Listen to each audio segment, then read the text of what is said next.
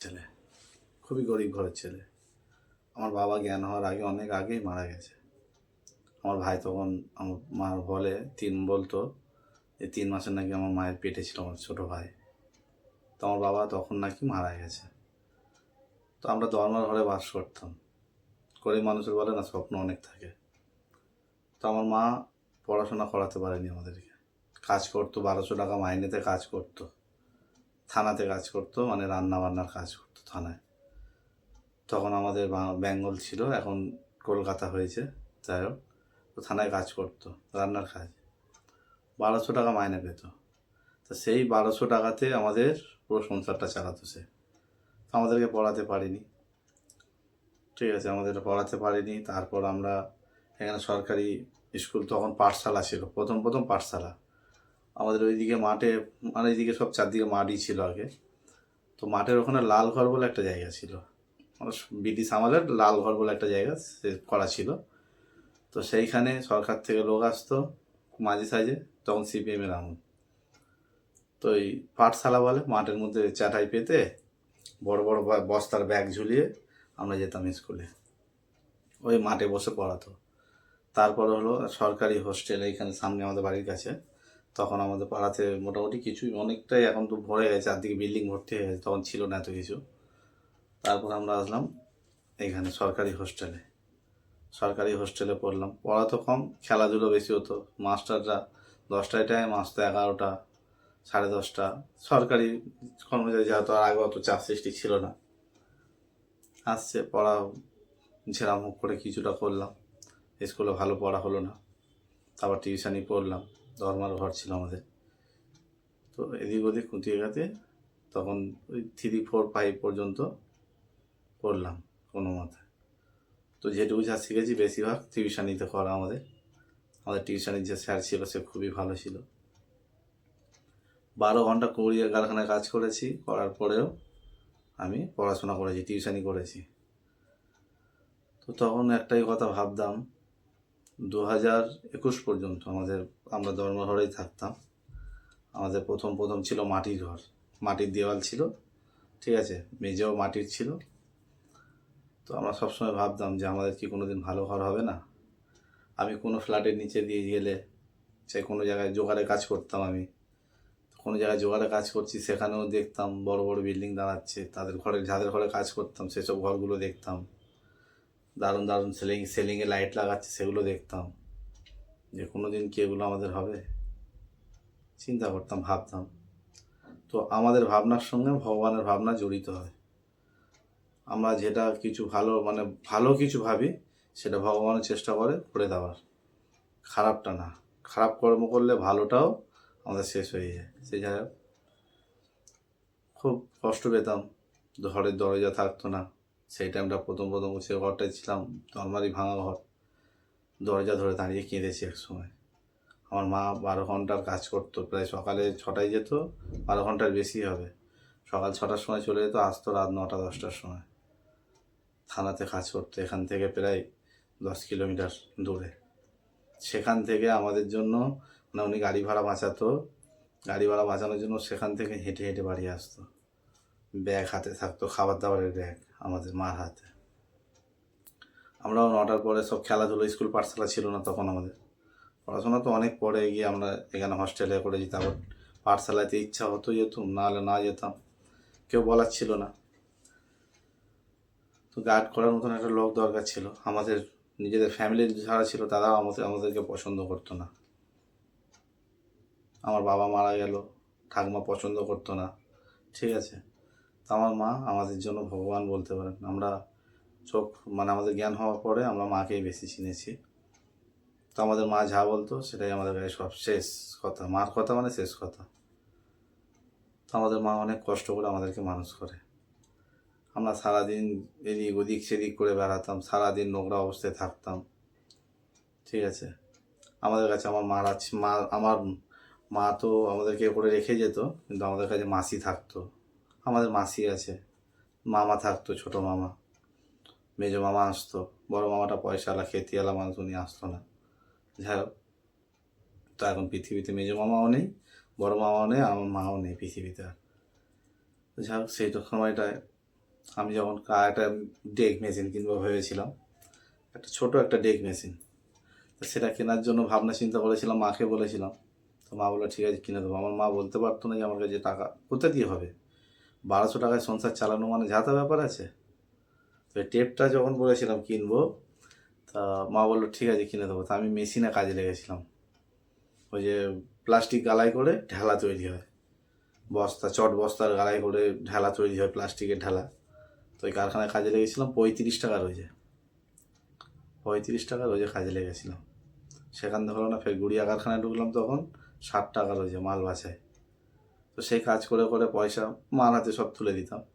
তা আমার মা এত বড় একটা বক্স কিনে দিয়েছিল, স্টেডিয়াম বক্স, যেটা নিয়ে আমরা গান শুনতাম। এফএমে গান হতো তখন, খুব গান হতো তখন। এফএম টাইম ছিল, এফএমের ছিল দিন ছিল, এফএমে খুব সুন্দর সুন্দর গান হতো। আর আমার গান শোনা ছোটোবেলা থেকে শখিং আমি, গান শুনতে খুব ভালো লাগে। আর ইলেকট্রিকের কাজটা ছোটোবেলা থেকে আমার একটা দাদা আছে জ্যাঠার ছেলে, ও টুকটাক করতো, আমি তো ওর থেকে দেখে দেখে কিছুটা শিখেছিলাম। তো এইভাবে জীবন কাটে আমাদের।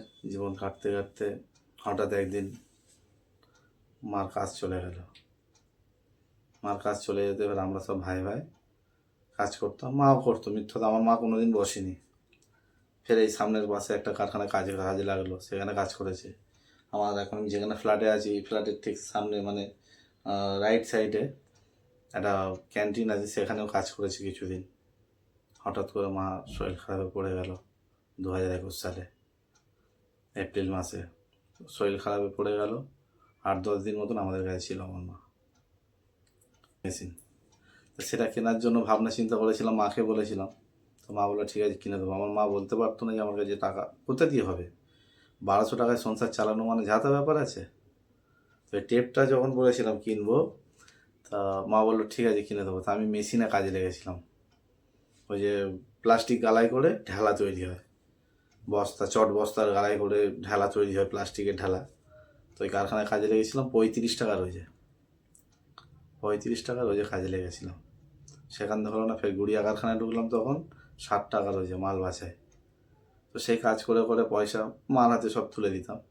তা আমার মা এত বড় একটা বক্স কিনে দিয়েছিল, স্টেডিয়াম বক্স, যেটা নিয়ে আমরা গান শুনতাম। এফএমে গান হতো তখন, খুব গান হতো তখন। এফএম টাইম ছিল, এফএমের ছিল দিন ছিল, এফএমে খুব সুন্দর সুন্দর গান হতো। আর আমার গান শোনা ছোটোবেলা থেকে শখিং আমি, গান শুনতে খুব ভালো লাগে।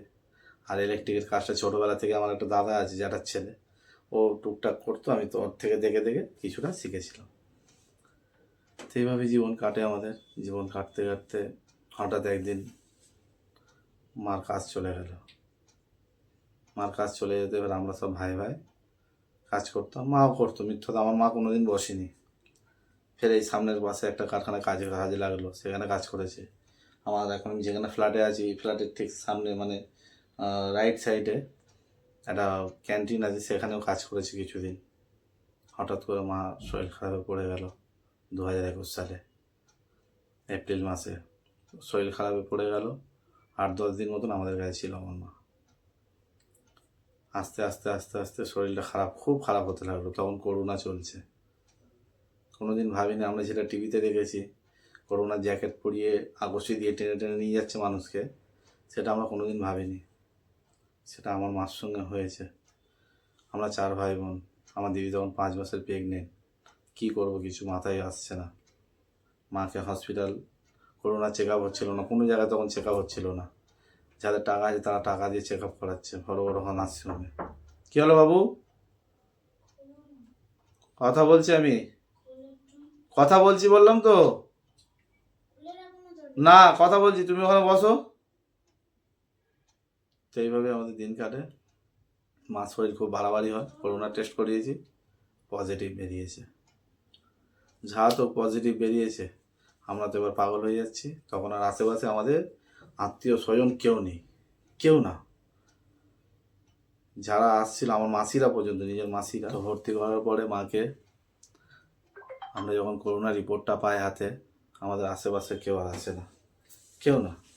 সবাই দূরে দূরে মানে দূরে থেকে কথা বলছে, অনেকে তো দরজা বন্ধ করে রেখে দিয়েছে। আমরা 4 ভাই বোন পাগল হয়ে গেছে। আমার দিদি তখন প্রেগনেন্ট, 5-6 মাসের প্রেগনেন্ট, ওই পেট নিয়ে দৌড়াদৌড়ি করছে। আমাদের আশেপাশে ছিল, অনেক লোক ছিল যাদেরকে আমরা নিজের বলেই ভাবি। তো সেই সময়টা সবারই প্রাণের ভয় বলতে পারেন। তো তখন আমাদের মনে কষ্ট হয়েছিল খুব, যে এই সময়টা আমাদের হয়তো মানে সেই সময়টা আমাদের সবাইকে দরকার ছিল, তো আমাদের পাশে এসে কেউ সেই সময় দাঁড়ায়নি। মাসিরাও আসে না, মাসিদেরকে বললাম চল না মা, হয়েছে এরম, মাসিরাও গেল না। আমাদের পাশের বাড়ি একজন দিদি ছিল, আমার মার সঙ্গে খুব ফ্রেন্ডলি টাইপের ছিল, মাকে কাকি বলতো, ঠিক আছে। তো আমার মার সঙ্গে ফ্রেন্ডলি টাইপের ছিল, মানে বন্ধুর মতন ছিল। তো ওনার পায়ের অবস্থাও খারাপ ছিল, ওনার পায়ে চোট ছিল, তার সত্ত্বেও ওনার মেয়ের কিন্তু করোনা হয়েছিল আগের থেকে। সেই মেয়েটা এসে আমার মাকে দেখলো, দেখার পরে বলছে হ্যাঁ, মাকে গিয়ে আমরা 2-3 বার বলেছি, ওনার পায়ের কন্ডিশন মানে পা হাঁটতে পারছিল না ঠিক মতো। তো ওনারা টাকা দিয়ে হেল্প না করতে পারলেও সঙ্গে যায়, মিথ্যে কথা বলবো না, কারোর হেল্প নিয়ে কোনো দিন মিথ্যে কথা বলতে নেই। তো যাই হোক, উনি ওনার মেয়ে গিয়ে বললো, বলার পর ওই দিদিটা রাজি হলো, ঠিক আছে যাবো। ওই দিদিটা আর আমার গিন্নি, আমার দাদা নিয়ে গিয়ে মাকে হসপিটাল ভর্তি হলো। আমারও ওঠার মতন ক্ষমতা ছিল না, শরীরটা খুব খারাপ, মাকে কদিন দেখাশোনা করছিলাম, শরীরটা খারাপ হয়ে গেল। আমি, আমার দিদিও ছিল প্রেগনেন্ট অবস্থা, ছেড়ে যেতেও পারিনি সবাই। তো ভর্তি করে আসলো, তারপর ফের আমাকে যেতে হলো আই কার্ড নিয়ে। আমি গেলাম, যাওয়ার পরে ভিডিওটা স্কিপ করবেন না কেউ, মন দিয়ে দেখবেন, এটা আমার জীবন কাহিনীর সঙ্গে জোড়া, ঠিক আছে। যদি আমি কিছু যদি ভুলে থাকি তাহলে ক্ষমা করবেন, আর যদি আপনাদের মনে হয় একটা লাইক কমেন্ট করবেন, পারলে একটু শেয়ার করবেন, মানুষের জীবন জার্নি কীভাবে মানে হয়।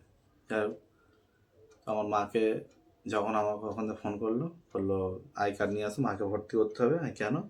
মার অক্সিজেন লেভেল কম আছে। তো গেলাম, তাড়াহুড়ো করে গেলাম, গাড়ি বুক করতে জানতাম না। আমার পাশে যে দাদাটা আছে তার ছেলে বুক করে দিয়েছিল গাড়িটা, নিয়ে যাওয়ার সময়, আসার সময় আর তাকে খুঁজে পাচ্ছি না, মানে আমি আবার যে যাবো তার খুঁজে পাচ্ছি না তাকে। তো আমার ফোন দিয়ে আমি বুক করলাম, অমুক অমুক দিয়ে, ঠিক আছে, অমুক জায়গার নাম। তখন ফার্স্ট শিখলাম, আমি উবের বুক করা শিখলাম। গেলাম হসপিটালে, গিয়ে ভর্তি নিয়ে নিল। তা আমি মানে যেহেতু গিয়েছি ততক্ষণে মাকে ভর্তি নিয়ে নিয়েছে। তো বললো অক্সিজেন দিয়েছে, আপনারা যান, পরের দিন আসবেন 10টার সময়, এখানে থাকা যাবে না হসপিটালে। আমার রীতিমতো চলে এসেছি, পরের দিন রেডি হচ্ছি যাবো বলে, ঠিক আছে। 9:45টার সময় ফোন আসে যে অমুক লোকের বাড়ির লোক বলছে না? আমি বলছি হ্যাঁ বলছি। তো আমায় জিজ্ঞাসা করলো আপনি কে বলছেন? আমি বললাম আমি ছেলে। তো বললো আপনার মা সকাল 9টা 9:30 দিকে এক্সপায়ার করে গেছে, ঠিক আছে। তো সরি, মানে 10টার সময় এক্সপায়ার করে গেছে। আমরা 11:15টার সময় রেডি হচ্ছি, মানে আর কি বেরোবো আর কি, চাটা খেয়ে বেরোবো। আমরা নাস্তাও করবো না, আমাদের মানে মনের অবস্থা সেরকম ছিল না, দুদিন ধরে খাওয়া দাওয়া ছিল না। তা ঠিক আছে, 11:15টার সময় ফোন আসলো, তখন আমাদের পায়ের নিচে দিয়ে মাটি সরে গেল। আমাদের সব কিছু আমাদের মা ছিল, 4 ভাই বোনের। আমাদের বলে না, আমার মা কিছু মানুষের মা সব ছিল, তারা পর্যন্ত এখন চোখটা উল্টে রেখেছে, তারা আমাদেরকে কেয়ার করে না এখন, কারণ আমরা তাদের কোনো কাজে লাগি না এখন। যাই হোক, তো গেলাম হসপিটাল, হসপিটাল গিয়ে বডি বার করলো। আমার তো দম আটকে যাচ্ছিলো, আমার মাকে দেখে গায়ে হাত দিতে দিল না কোনো মতে। আমি ছুঁইতে চাইলাম, আমাকে ছুঁইতে দিল না। যারা করোনার ড্রেস পরে আছে পুরো মাথা থেকে পা পর্যন্ত, বলতে পারছি না, কষ্ট হচ্ছে আমার। তো আমি আমার মাকে ছুঁইতে চাইলাম, গায়ে হাত দিয়ে দেবো, দিয়ে দেখবো, আমার মাকে ছুঁইতে দিল না। আমরা অনেক চেষ্টা করলাম, বললাম, হাত জোর করলাম যে আমার মাকে আমাদেরকে দিয়ে দিন, আমরা নিয়ে যাব, কমসে কম আমাদেরকে সঙ্গে নিয়ে চলুন। আমরা ওনাকে অনেক কষ্ট দিয়েছি, উনি অনেক কষ্টতে প্রাণটা ওনার কাছে, উনি আসতে চাইছিল না হসপিটালে। তো আমাদেরকে নিয়ে চলুন, যেহেতু আমরা মুখাগ্নিটা করতে পারি। কোনো মতে হলো না। আমরা ফটো তুলেছি, ফটো তুলে সেই ফটোতে আমরা আমাদের পুকুর পাড়ে খাটে কাঠের খাট বানিয়েছিলাম, হাত দিয়ে বেঁধে, সেটার মধ্যে করে নিয়ে 3 ভাই আমরা, কাকার ছেলেটেরা সব কাঁধে করে নিয়ে ঘুরিয়ে ওখানেই আমরা ভূতি গঙ্গা করেছি পুকুর পাড়ে। ডেথ সার্টিফিকেট কোথায় দিল? আমাদের হিন্দু গোরস্থান আছে, সেখান থেকে আমাদের ডেথ সার্টিফিকেট দিল। তাই করোনাকালে অনেকের মানে ফ্যামিলি মানে উজাড় হয়ে গেছে। যাই হোক, তারপর দিয়ে ভাবতাম কী করে চলবে, কী করে বাঁচবো, কী করে বাঁচবো। তার ভরসায় এতদিন যা বেঁচেছিলাম আমরা, সে নেই আজকের, দুনিয়া ছেড়ে চলে গেছে। সে ভাবতে ভাবতে, সবার কথা ভাবতে ভাবতে দুনিয়া ছেড়ে চলে গেছে। যাদের জন্য ভাবতো, শুধু ছেলে মেয়ের জন্য ভাবতো না আমার মা, অনেকের জন্য ভেবেছে, ভাবতো তাদের জন্য। কে মরে গেল, কার শরীর খারাপ হলো, কার দিতে হবে, কাকে দেখতে হবে, সবাইকে, যাদেরকে সারাক্ষণ দেখে বুকে আগলে রেখেছিল, তারা এখন আমাদেরকে চেনে না কেউ।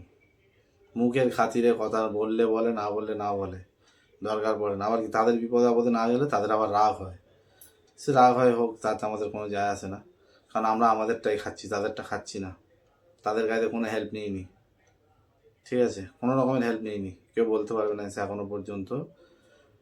তো সেই থেকে এবারে এক জায়গায় থাকতাম, সরকারি জায়গায় থাকতাম, সেখান দিয়ে তুলে দিল, পিছনে লেগে পিছনে যারা কিনেছিল, ঠিক আছে, পিছনে যারা কারখানা করবে তারা আমাদেরকে প্রেসার করলো। আমি চিঠি দিয়েছিলাম ঘরের জন্য, সে চিঠি আমার এলো না, সব রফা দফা হয়ে গেছিলো ওদিকে, টাকা পয়সা দিয়ে ছাড়ো জানি না আমি। তো আমাদেরকে কোনো মতে ঘর বানাতে দিচ্ছে না। লাস্টে টাকার রফা হলো, আমরা সবাই মিলে ভাগ করে নিলাম। দিদির টাকাটা আমি নিয়েছিলাম ওই ঘর নেওয়ার জন্য, তারপরে এই ঘরটা নিলাম। আমি একটা ব্যবসা করছিলাম, তো ব্যবসা চলাকালীন, ব্যবসা যখন আমার ভালো চলছিল, সবাই খুব ভালোবাসছিল আমাকে, সবাই, আমার ফ্যামিলিকে পর্যন্ত। ব্যবসাটা এখন আমার পুরোপুরি আস্তে আস্তে ঠাপ হয়ে যাচ্ছে, মানে ডুবে যাচ্ছে। আমি চেষ্টা করছি আগে ওঠার, হবো, আগে অবশ্যই পারবো। আমি এক জায়গায় বসে থাকা ছেলে না, আর বসে থাকবো না। আমি আমার লাইফে অনেক কষ্ট করেছি, গুড়িয়া কারখানায় কাজ করেছি, পেন্টিং কারখানায় কাজ করেছি, ইলেকট্রিকের কাজ করেছি, বিভিন্ন কাজ করেছি। আমি এক জায়গায় রুকে থাকিনি, থাকবো না, কেউ আমায় রুকে রাখতে পারবে না। আমার গোবিন্দর আশীর্বাদে, আমার ভগবানের আশীর্বাদে আমি অবশ্যই আগে বাড়বো। আপনাদের যদি সাহায্য পাই তাতেও বাড়বো আমি, ঠিক আছে। তো আমার জীবন কাহিনী এটাই। আর আমি এখনও পর্যন্ত এইভাবেই চলছি। ভাই বোনও আছে, তাদের অসুবিধা হলে অবশ্য আমাকেই বলে, নিজেকে বড় ভাবতে নেই, তবুও আমি যেটুকু পারি তাদেরকে হেল্প করার চেষ্টা করি। তাদের যদি মানে বলে না, কাঁধে মাথা রেখে কাঁদার মতন একটা লোক তো দরকার। তো আমার দাদা ভাইয়ের কোনো কিছু হলে আমার কাঁধে মাথা রেখে কাঁদার জন্য আমার কাঁধ আছে, ওদের কাঁধার জন্য। কিন্তু আমার কোনো কাঁধ নেই যে যার কাঁধে আমার মাথা রেখে আমি কাঁদবো, নেই আমার কেউ। আমার ভগবান আমাকে এইটুকু জোর শক্তি দিয়েছে, তোর লড়াই তুই লড়বি, তুই সবাইকে দেখবি, তোর জন্য কেউ না থাকলেও তোরটাও তুই লড়বি একাই। আমরা যাকে পুজো করি, যে ভগবানকে ডাকি, যে যেমনই ডাকো, যাকেই ডাকো, তার কাছে সারা জীবন করো, আর তাকেই বলো সব কষ্ট কথা, মানুষকে বলো না, মানুষ ঠকাবে। তো আজকে ভিডিও এই পর্যন্তই। ভালো থাকবেন, সুস্থ থাকবেন, সবাই ভালো থাকবেন, দেখা হবে পরের ভিডিওতে। যদি ভালো লাগে একটা লাইক কমেন্ট শেয়ার করবেন, আর এটাকে আমার পারলে ফলো করে নেবেন, ঠিক আছে। আর এই যে যে যে কথাগুলো বললাম সবই আমার জীবনের সঙ্গে জোড়া, আমার পার্সোনাল লাইফের ঘটনাটা আপনাদেরকে বললাম, ঠিক আছে। যদি ভালো লাগে তো যতটা পারেন শেয়ার করবেন, ঠিক আছে। আপনাদের কাছে এটুকুই বিনীত করি, আর সবাই এভাবে সাপোর্ট করবেন। যদি সাপোর্ট করেন তো আমি আগে বাড়তে পারবো, ঠিক আছে। আর যদি ভিডিওর মাধ্যমে না হয় তাও আমি আমার রাস্তায় অবশ্যই চলবো, যেভাবে চলছিলাম আগেও সেইভাবেই বাড়তে থাকবো। টাটা।